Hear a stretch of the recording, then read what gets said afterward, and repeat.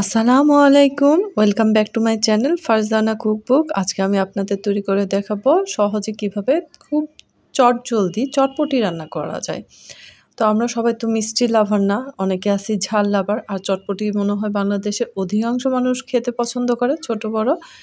তো আজকে চলেন দেখা যাক কিভাবে আমি চটপটিটা রান্না করি। প্রথমে আমি ডাবলিগুলা ভালো করে ধুয়ে নিয়েছি, ৬ ঘন্টা ভিজিয়ে রেখেছিলাম। তারপর এটার সাথে আলু কেটেও দিয়ে দিয়েছি যাতে একবারে সিদ্ধ হয়ে যায়। যতটুকু ডাবলি নেবেন তার ডবল আপনি পানি দিবেন। আমি প্রেসার কুকারে সিদ্ধ করে নিয়েছি, ডবল পানি দিয়েছি। আর আপনি যদি হাঁড়িতে সিদ্ধ করেন পানির পরিমাণটা অনেক বেশি লাগবে এবং ওটা টাইমও বেশি লাগবে। তো আমি এইখানে তেঁতুলের কাতটা তৈরি করে নিচ্ছি বা তেঁতুলের গোলাটা। তেঁতুল আগেই গুলিয়ে রেখেছিলাম। তার সাথে গুঁড়া মরিচ, তারপর শুকনা মরিচ, কাঁচামরিচ, জিরা গুঁড়া এবং চটপটি মশলা আমি দিয়ে দিয়েছি এবং ভালো করে মিশিয়ে আমি তেঁতুলের কাতটা তৈরি করে নিয়েছি। আসলে এটার সাথে আমি চিনি একটু লবণও মিশিয়েছি পরিমাণ মতো। এখানে ২ চা চামচ চিনি, হাফ চা চামচের মতো লবণ দিয়ে দিয়েছি। আপনাদের পরিমাণ মতো বা আপনাদের স্বাদ মতো আপনারা কম বেশি করে নিতে পারেন মশলা। আমার কিন্তু এই যে চটপটিটা হয়ে গেছে, আমি ৬টা শীষ দিয়ে উঠা পর্যন্ত ওয়েট করেছিলাম মিডিয়াম জালে।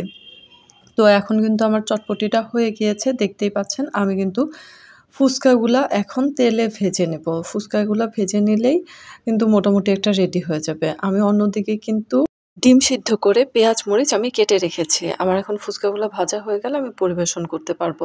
ফুচকাগুলা আমি বাজার থেকে কিনে নিয়ে ভেজে নিয়েছি। ফুচকা চটপটি যদি বেঁচে যায়, খাওয়া না হয় একদিনে, তো সব খাওয়া হয় না অনেক সময়, তখন এই ফুচকাগুলা একটা কন্টেনারে ভরে ফ্রিজে রেখে দেবেন। তাহলে দেখবেন একদম পোতাবে না, কুড়মুড়ে থাকবে।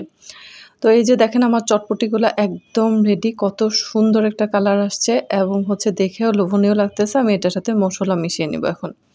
এখানে চটপটি মশলা মিশিয়ে নিতেছি ১ টেবিল চামচ। আমি যেহেতু মশলা আগে মিশাই নিই, এখানে জিরা গুঁড়া দিয়ে নিচ্ছি, এখানে লবণ দিয়ে নিলাম, সাথে দিয়ে নেব কাঁচামরিচ। পরিমাণ মতো ঝাল যে যেরকম খাবেন সে সেরকম ঝাল মিশিয়ে নিতে পারেন। এখানে চিলি ফ্লেক্স আমি দিয়ে দিব, বাসায় বানানো, আপনারা চাইলে কিনেও দিতে পারেন। এখানে পেঁয়াজ কুচি দিয়ে দিব, পেঁয়াজ মিহি কুচিটা আমি দিয়ে দিতেছি এখানে, সাথে সব কিছু মিশিয়ে নিব। আমি কিন্তু টকটা মিশাচ্ছি না, কারণ টক জিনিসটা এরকম একটা জিনিস, কেউ টক বেশি খায় চটপটিতে, কেউ কম খায়, সে কারণে যে যার মতো নিয়ে নেবে, সে কারণে টকটা আমি মিশাবো না। আপনারা চাইলে মিশিয়ে নিতে পারেন, সেটা আপনাদের পছন্দ অনুসারে আর কি। তো আমি এটার সাথে ডিম আর ফুচকাটা কিন্তু উপরে দিয়ে দিব, তাহলে দেখতে পাবেন আমার চটপটিটা একদম রেডি হয়ে যাবে।